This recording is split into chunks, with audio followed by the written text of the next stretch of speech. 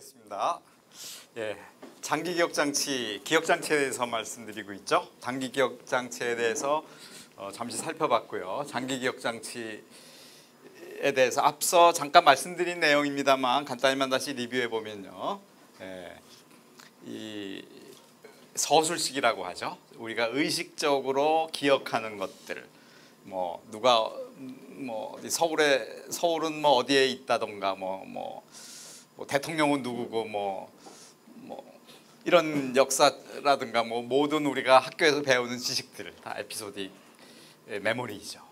아쉽게도 이런 거는 금방 망각이 되죠. 예, 특히 이제 나이가 들어가면 점점 이런 것들이 자꾸 좀 빠져나가는 것 같습니다. 일화 기억이라는 것은 이게 에피소드가 일화 기억이고 학교에서 배우는 것들, 이게 자기가 개인적인 체험들, 이런 것들은 좀 오래 가겠죠. 그래도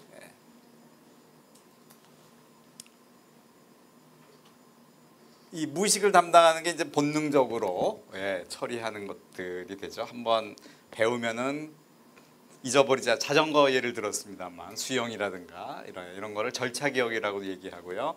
기타 나머지들을 이제 이모셔널, 뭐 감정, 어떤 조건 반사 이런 것들을 얘기하고 있는데 이거 좀 더 상세하게는 좀 뒤에 다시 또 얘기를 하겠습니다. 그래서 의식과 무의식 이렇게 장기 기억 장치 파트를 또 나눌 수도 있을 것 같습니다.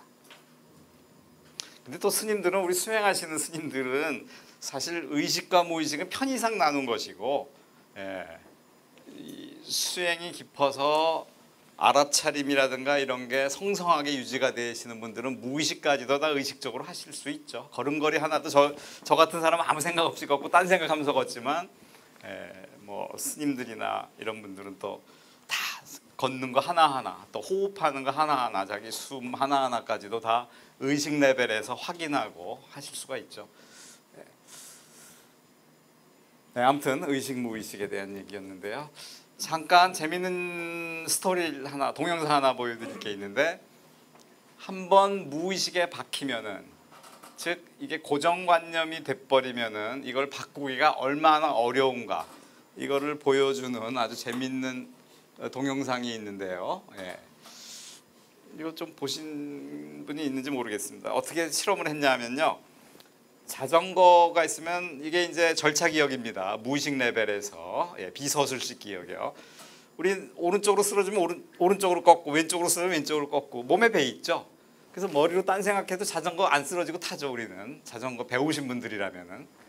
그런데 여기서 실험을 어떻게 했냐면은 자전거가 오른쪽으로 꺾으면 이게 바퀴가 왼쪽으로 가게 이 장치를 해놓은 겁니다. 기어를 거꾸로 맞물리게 해놔갖고 이렇게 틀면 바퀴는 옆으로 가요. 그러니까 완전히 우리가 알고 있던 무의식을 뒤집어 놓은 거죠. 근데 얼만큼 잘 적응을 할지를 실험을 해본 얘기입니다. 한번 좀 보시겠습니다. Brain Games has set New York City on a super sense collision course. We've offered $100 to 상금을 any of our 내걸었습니다. fans in 상금을. Times Square who can conquer this backwards bike. How's your day going? So far, so good. How old are you? I'm 11. You're going to be riding this bike about 20 feet that way. 한 You can 6m get to the other 가면은 end, there's a $100 100불 줍니다. bill, 100불. nice and crisp there waiting for you. And I get to keep it? You get to keep it. What do you do for a living? I'm actually a bike courier. Fantastic. Well, listen, this might respond differently than most bikes, but it is mechanically possible to ride it. But your feet can't touch the floor. You gotta actually ride the bike the whole way. You think you're up for the challenge? I think so. Are you ready? Oh my god, yeah, I'm totally ready. Let's do this. Ah! Okay. Here you go. You ready? Yes. Let's do this. Whoa!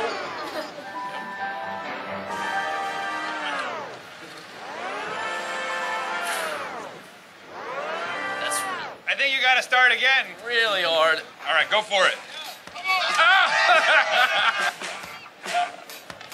Does not work. Why isn't riding this bike as easy as, well, riding a bike? Even if you know that to ride the backwards bike, you must steer right to go left and left to go right, in the moment, your brain can't help but react wrong. 이걸 바로 잡는데 아이들은 그래도 2주가 걸렸다고 하네요. 나중에 실험을 해봤더니, 그러니까 제대로 탈 수 있었던 거죠. 자유자재로. 2주가 지나니까. 어른은 8개월이나 물어 걸렸다고 합니다. 계속 훈련을 해서. 예. 이만큼 우리들 뇌에 한번 박힌 이 무의식이 얼만큼 강력하게 작동하는가 하는 것을 아주 잘 보여준 실험이었던 것 같습니다. 우리들의 고질적인 병폐인 자아가 실체한다 하는 것도 너무나 강력한 무의식 속에 이생뿐만이 아니라 수생에 걸쳐서 쌓여왔겠죠. 이거를 뒤바뀌는. 예, 그래서 아마 불교적으로는 거슬러가는 흐름을 역류한다 그러죠. 예, 강의 흐름을, 무명의 흐름을 거슬러 갈 정도가 돼야지 우리가 이 무명을 벗어날 수 있다고 얘기하는데 그만큼 힘든 것 같습니다. 예, 계속해서 이 뇌에 관련된 얘기 또 해보죠.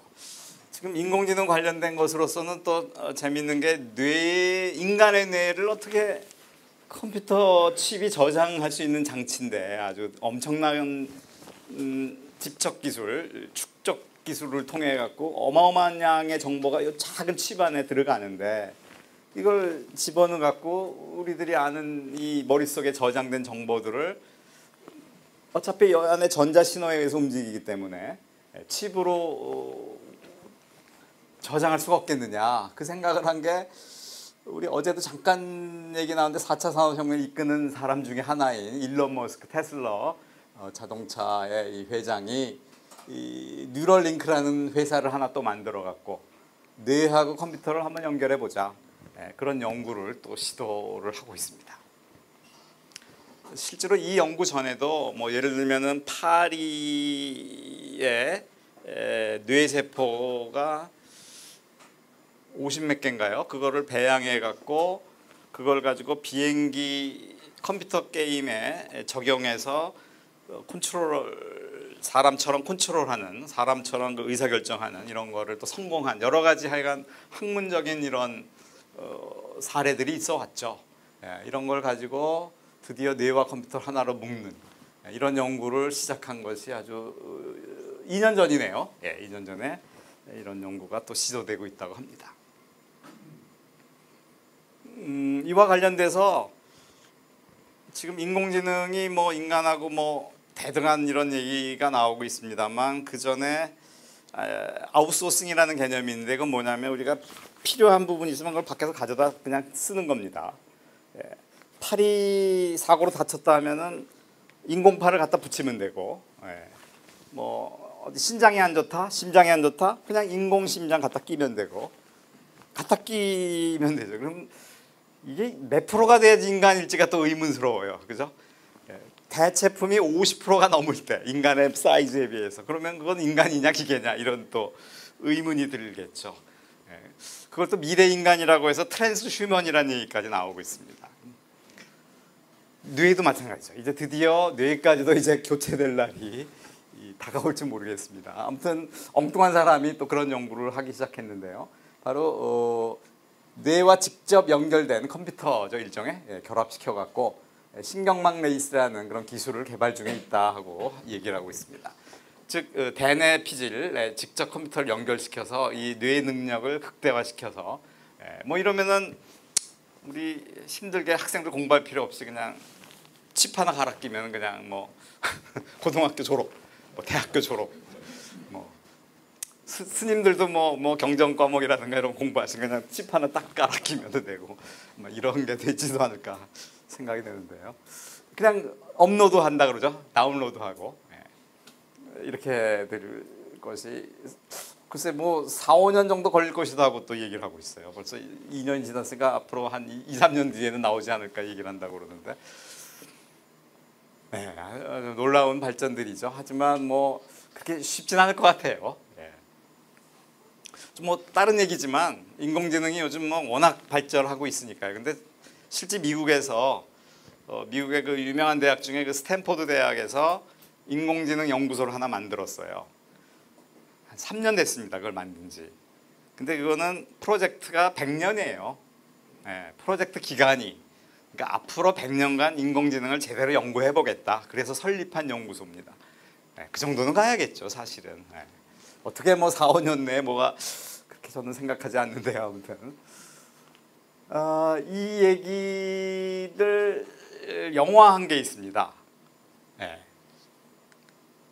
네, 바로 파이널 컷이라고 이것도 스님들 혹시 보셨는지 모르겠어요. 철학과라든가 심리학과 대학교 과목에서는 반드시 이 영화를 보면서 토론을 하고 한다고 하는데요. 여기에 보면 불교적으로 업에 대한 얘기라든가 우리들이 살아가면서 쌓여왔던 그 업장들 이런 것들에 관련된 내용이 이 안에 담겨 있습니다. 잠깐 제가 스토리를 말씀을 드리자면은 뭐 좀 옛날 영화입니다만 그 미래 얘기죠. 예. 그 아이가 태어나면 부잣집 사람들은 그 미래 어느 땐가 얘기지만 자기 아이에게 선물로 뇌를 수술을 해갖고 거기다 칩을 낍니다. 예, 그거를 여기 영화에서는 이름을 조이 칩이라고 부르는데요. 그 칩을 끼면은 그 칩이 뇌랑 완전히 하나가 돼서 그 대신 빼내진 못합니다. 죽을 때까지 죽어서야 뺄 수 있는 칩이죠. 그거를 설치해 줍니다. 그리고 아이가 20세가 될 때 성인이 될 때 얘기를 해줍니다. 부모가 너를 워낙 사랑하기 때문에 네 뇌에 조이칩을 심어놨다. 그러니까 이 칩이 너가 죽으면은 플레이가 될 테니까 영상으로 너는 바르게 살아라. 네가 보고 느끼고 한 것들이 다 이 안에 낱낱이 기록이 되니까 올바르게 살아라. 너를 위해서 이걸 선물했노라. 이렇게 이제 얘기를 해줍니다. 그러고 죽으면은 그 안에 이제 낱낱이 자기가 보고 뭐 한 것들이 다 나오겠죠. 그것들이 죽을 때 이제 추모관에 사람들이 추모를 할 때 거기 이제 영상으로 예를 들면 1시간으로 편집해 갖고 플레이해 줍니다. 그러면서 그 사람을 기억할 수 있게 이렇게 나름대로 아름답게 아름다운 용도로 만든 칩이죠. 그리고 그 칩을 의뢰를 받아서 편집하는 사람을 이미 바로 주인공입니다. 파이널 컷이라는 게 마지막 편집자입니다.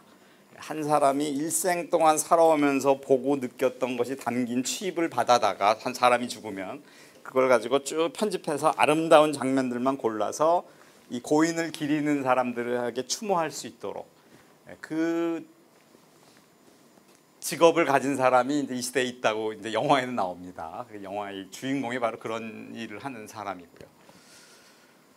근데 이 영화상에서 이제 어떤 한 부잣집 사람이 죽어요. 아주 존경받고 명예롭게 아주 부를 누리면서 살아온 이런 사람인데 그 사람 칩을 편집하다 보니까 엄청난 일들이 있는 거죠. 이를테면 자기 딸을 성추행하고 뭐 겉으로는 뭐 온갖 그 존경받는 사람이지만 그 추한 모습이 다 드러나는 거죠. 거기서 아주 역겨움을 느끼기도 하고 또 자기 자신도 칩이 심어져 있었다는 걸 나중에 알게 됩니다. 그리고 자기가 트라우마가 있어요. 어릴 때 어린 친구를 장난치다가 죽였다는 트라우마를 갖고 살았는데 평생을. 근데 그 죽은 줄 알았던 친구가 사실은 죽은 게 아니었다. 그러니까 엉뚱한 기억을 가지고 그거에 의해서 트라우마를 갖고 살았었는데 그게 아니었다는 거라든가. 그러니까 기억이라는 게 얼마나 많이 왜곡이 되고 정확하지 않은 건가.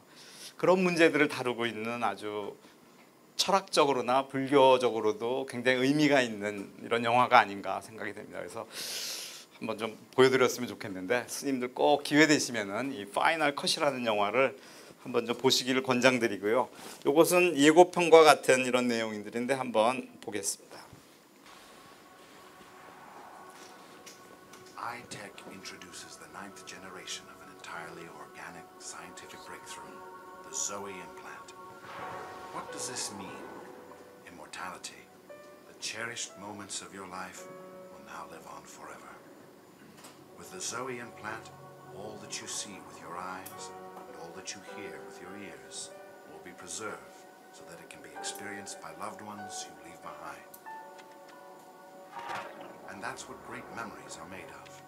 The Zoe implant, from our family to yours. What are people's lives like? Do they make any sense?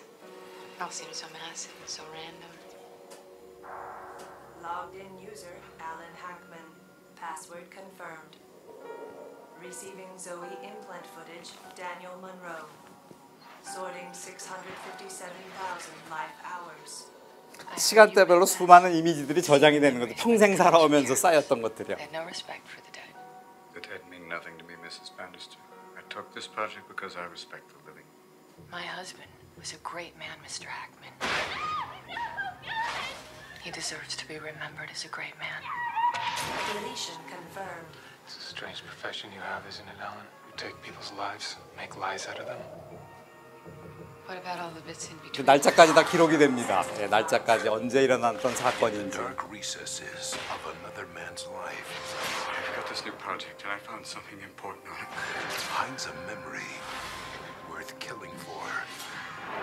You do have something that I need, though. What could I possibly handle you on?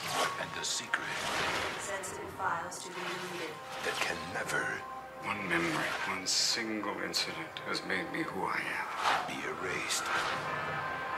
Now I got a chance to find out the truth. Are you willing to die for this?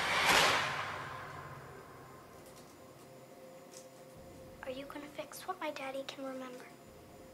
He'll forget. I'll make sure you don't. 예, 저도 이 영화를 보고 참 많은 생각을 하게 되더라고요. 예, 참 저도 모르게 저지르는 그 수많은 업들, 예, 이런 것들이 의식 레벨에서는 이해하고 넘어갔다고 하지만 무의식에는 어찌 보면 쌓일 수도 있겠고요. 앞서 제가 죽을 때 뭐 그런 얘기들 많이 하잖아요. 파노라마처럼 영상이 흩어간다고 지나간다고 하는데, 예, 그런 이유 때문에 자업자득으로 스스로 다 죄값 치르고 알아서 갈 곳을 찾아서 가는 게 아닌가, 예, 그런 얘기들이 이 영화상에서 아주 전개되는 게 참 아주 잘 나와 있는 것 같고요. 꼭 한번 추천드립니다. 자, 아무튼 그것이 이제 우리들의 그 장기 기억 장치라는 게 그렇게 어떻게 보면 무서운 거죠. 예, 거기에 하나하나가 우리들의 일화 기억으로 남거나 뭐 배웠던 것들, 뭐 본능적인 것들 다들 이렇게 기억에 남아서 우리들은 그 기억을 통해서 살아가고 있는 게 아닌가. 또 어찌 보면은 그 잠재된 기억들을 우리가 의식으로 녹여내는 게 또 어떻게 보면 깨달음이나 수행이 아닌가. 예, 이것이 어찌 보면 무명의 영역들이죠. 무명의 영역들. 우리 뜻대로 안 되는, 자동으로 막 일어나 버리고 뭐 욕망이 갑자기 이루어오고 이런 것들이 다 무의식에서 올라오는 것들인데, 동물적인 그런 본능들, 예, 이런 것들을 의식 차원 의식화 시켜 갖고 우리가 통제하고 다스리고 하는 게 또 수행이라고 생각도 됩니다. 네, 아무튼 참 재밌는 게 이 뇌의 혹은 의식의 영역이 될 텐데요. 그걸 좀 더 해부학적으로 조금 더 살펴보겠습니다. 네, 지금 뭐 재밌는 그림인데요. 예, 지금 수많은 뉴런들이 아까 10의 11승계가 있다고 했죠. 네.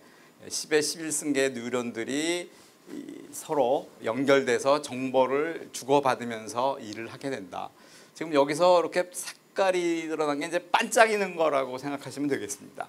예, 그래서 이제 활성화됐다고 얘기를 하는데요. 즉 들어온 정보들을 취합해서 괜찮은 정보면은 밖으로 내보내거든요. 예, 그럴 때 활성화가 됩니다. 반짝이는 거죠. 예, 이런 것들이 이렇게 패턴을 이루어 갖고 하나의 어떤 의미 있는 것으로서 나타나는, 이렇게 뉴런들이 작동한다고 합니다.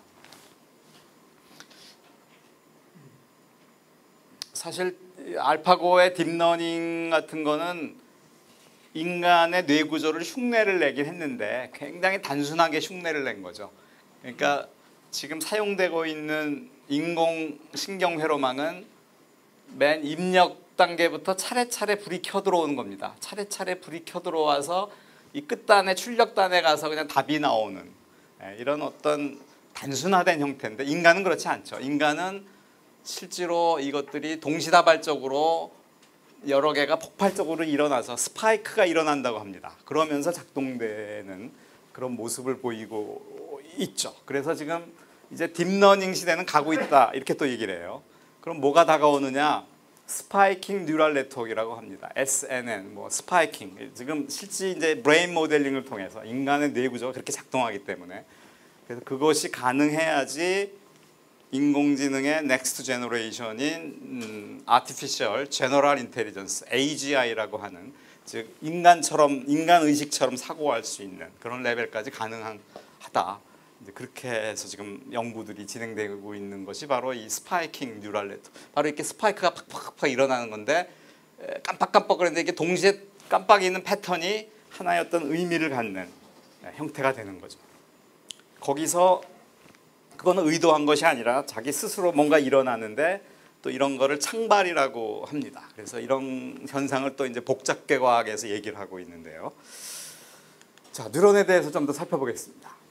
자, 앞서서도 말씀드렸었죠. 요 수상돌기라는 부분이 밖에서 주변에 있는 뉴런으로부터 들어오는 정보를 받아들이는 역할을 합니다. 이 받아들인 정보들이 약 수천 개가 받아들여져요. 이 정보들을 모아서 취합이 되는 곳이 바로 이 세포체, 셀바디가 되고, 이 세포체에서의 이런 기능들을 관장하는 알고리즘들은 이 뉴클레어스 안에 DNA에서 다 그런 것들이 정보가 갖춰져 있죠. 그래서 취합된 내용을 가지고 기본적으로는 다수결의 원칙이죠. 많이 이 정보가 들어왔다 하면은 나가게 됩니다. 하지만 많이 왔다고 무조건 나가는 게 똑같이 나가는 건 아니고 세포마다 자기 고집이 있어요. 어떤 거는 남의 말에 귀를 안 기울이는 세포도 있고요. 그래서 아무리 정보가 높이 왔다 하더라도, 높은 값으로 왔다 하더라도 자기가 설정된 값이 그거보다 더 높으면은 넘어가지를 못합니다. 주변에서 온 거 취합하는 게 별 값이 아니다 하더라도 자기 값이 굉장히 낮으면은 그냥 쉽게 넘어갑니다. 그러면 또 이게 스파이크가 일어나는 거죠. 아무튼 그 스파이크가 일어났다고 결정이 났을 때 어떻게 전달이 되냐 하면은 바로 이 엑손이라는 축색돌기라는 걸 통해서 넘어가죠. 이 넘어간 것이 끝단에 가면은 쫙 퍼져요. 또 약 수천 개로 가닥이 퍼집니다. 이것을 이 엑손 브랜치라고 얘기를 해요. 또 엑손 그 축색돌기의 가지로 쭉 나눠집니다. 그리고 이 가지 하나하나는 또 다른 세포에 연결되는 이 연결 지점이 바로 시냅스인데, 이 시냅스의 강도가 다 다른 거죠. 우리가 머릿속에 알을 형성한다는 것이 결국, 기억을 형성한다는 것이 결국 이 시냅스 값으로 표현이 되는 것이죠. 시냅스 값으로. 그래서 시냅스가 곧 자아다, 이런 책도 있습니다. 시냅스가 곧 자아다. 우리 두뇌 해부해 봐야 그 안에서 정보라는 것이 이 저장되는 것은 바로 이 시냅스다, 이렇게 얘기를 하고 있습니다. 아무튼 시냅스를 통해서 들어오게 되는 이 구조를 갖게 되죠. 이걸 다시 한번 좀, 시냅스가 나와 있군요. 시냅스를 보면 이렇게 뭉퉁그런 모습이죠. 그래서 이 축색돌기로 쭉 들어올 땐 전기 신호로 바뀌어 갖고 플러스 마이너스가 서로 스위칭되는 이런 전기 과정을 겪습니다. 그러면서 전기 신호에서 쭉 신호가 전달이 되고, 이 끝단에 오면 이제 시냅스에 오면 화학 정보로 바뀝니다. 이 안에 뭐 여러 가지 물질들이 있습니다. 그걸 관장하는 뭐 미토콘드리아라든가 이런 물질들에 의해서 이 전달하는 양이 결정이 되죠. 이것을 우리 공학적으로는 가중치라고 하는데, 이 들어온 정보랑 이거랑 곱해지는 개념이 됩니다만, 이 가중치, 이게 바로 알을 형성하는, 우리가 학습에 따라서 이게 고정이 되는 거죠. 그러니까 알파 같은 경우도 이게 각 세포마다 다르게 이제 저장이 되는 거죠. 훈련을 하면 할수록. 그래서 이게 이제 고정값이 돼 갖고 그 다음에는 통과하면 그거에 따라서 정답이 딱딱 나가는 이런 식으로 가게 되는데요. 그걸 역할을 담당하는 게 바로 기억을 담당하고 정보를 관리하고 하는 것이 바로 시냅스라고 볼 수 있겠습니다. 그래서 요 전달 물질의 양이 고정된 거에 따라서 전달하는 게 정해지고, 전달받은 놈은 다시 또 그거를 전기 신호로 바꿔갖고 받아들이고, 이런 과정을 거치게 되는 것이 시냅스에서의 정보 전달 과정이 됩니다. 자, 이거를 제가 다시 한번 그려봤습니다. 인간이 일단 10의 11승계가 있다고 했죠. 지금 나온 그림 그대로죠. 주변의 놈들로부터 정보를 받은 것을 시냅스를 통과해야만 들어옵니다. 이 들어온 놈이 여기서 취합이 되고 셀바디에서 이게 계속 흥분하기로 결정을 내리면은 이제 축색돌기를 따라 넘어가고 축색돌기 말단에 가면은 축색 가지가 있어갖고 요 가지를 따라서 또 다른 놈의 시냅스랑 또 연결되고 이런 구조다. 그래서 실제로 이것이 작동되는 과정을 보면은 이걸 이제 파이어 한다고 얘기합니다 보통. 스파이크가 일어나는 그 과정을 보면은 입력으로 외부 신호로부터 자극이 들어오면요 수상돌기를 타고 들어옵니다.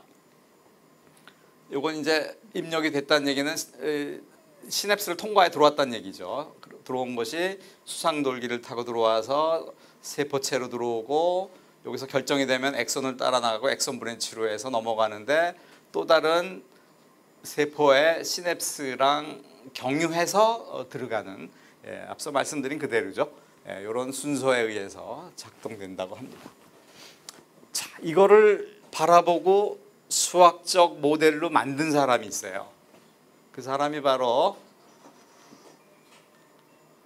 맥클러치 피트라는 사람입니다. 이 두 사람이 노벨상을 받죠. 바로 이 수학 모델입니다. 조금 전에 보여드렸던 게 우리 실지 해부학적으로 뇌세포의 모습이라면은 이거를 수학적으로 풀어낸 거예요. 이 수학은 굉장히 단순한 수학입니다. 자, 지금 이게 입력 신호가 들어오면은 시냅스죠. 이게 시냅스는 이 어떤 가중치 값이에요. 이 값이 곱해집니다. 들어온 값이 이거 W1이 곱해져요. 곱해진 게 들어오죠, 세포체로.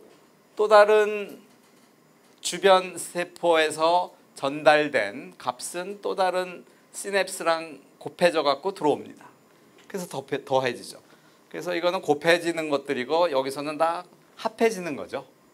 합해진 다음에 이 합해진 값이 내보낼지 말지, 다시 말해서 흥분할지 말지, 파이어 즉 스파이크를 일으킬지 말지 이거를 결정하는 게 바로 이 액티베이션 펑션이라는 것을 마련을 했습니다. 이게 문턱값이라고 하는 게 있어 갖고요. 이거는 자기 고유치입니다. 어떤 성격이 깐깐한 세포 같으면은 이 값이 높아요. 어지간한 데이터가 들어와도 내보내지 않습니다. 근데 좀 아주 약한 것 같으면 이게 낮겠죠. 그러면 어지간한 데이터만 들어오면 그냥 바로 넘겨줘요. 뭐 다릅니다, 이것은. 그래서 이걸 역치라고 하는데 이 역치가 있다. 그래서 전해줄지 말지 결정하는 거. 이것이 바로 뉴런 모델이다. 그래서 인공이란 말이 붙죠. 인공 뉴런. 모델을 만든 사람이 맥클러치 피트 이 두 사람이 됩니다. 그래서 이걸 수학적으로 풀면은 그냥 선형방정식이라고 하는 것들입니다. 이게 곱해지고 더해지는 거죠. 그 다음에 여기 이제 스텝 펑션에서 이게 보낼까 말까. 어느 선을 넘으면 보내고 어느 선을 넘지 않으면 안 보내고. 그걸 이제 스텝 펑션이라고 얘기를 합니다. 수학적으로는. 이 모델이 바로 뉴런 모델이죠. 이게 생기고 뉴럴 네트워크가 나온 겁니다.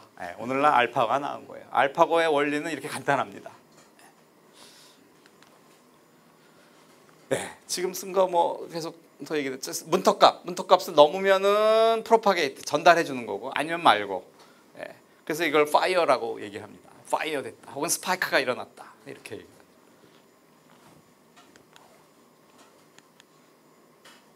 아까 그림 나왔었죠. 아주 그림이 참 예뻐갖고 수천 개로부터 들어온 것이 시냅스를 경우해서 들어오는 겁니다. 덴드라이트. 이게 여기 있는 세포체에서 결정하는 거죠. 다 취합한 다음에 보낼까 말까 자기의 고유의 역치에 매핑을 해갖고 결정을 해서 내려보내고 내려보내면은 밖으로 연결되고 하는 것이 있죠. 이걸 어떤 사람들은 어떻게 표현하냐면은 마치 그 강이 있으면은 강의 지류들 이거 제가 그래서 한번 좀 다운받아 봤는데 이게 소양댐입니다. 이게 댐이 이쪽에 있나요?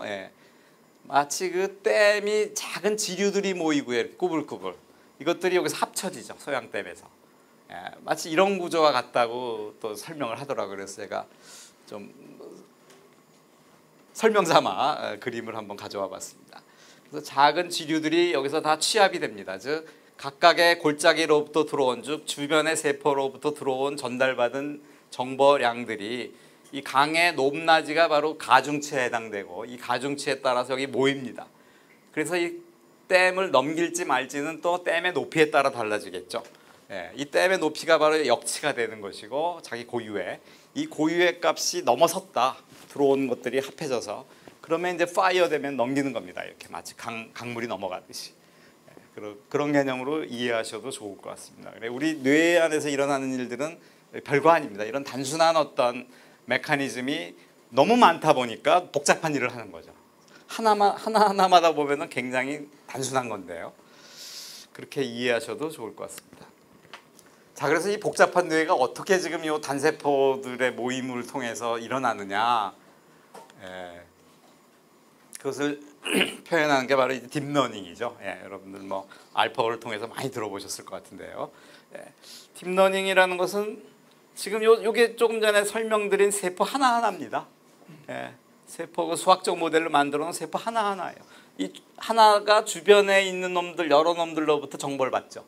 그래서 그걸 취합을 해갖고 보낼지 말지를 결정해서 주변에 있는 놈들한테 또 보내고, 이것뿐입니다. 별다를 게 없죠. 굉장히 간단하죠. 왜 딥이냐?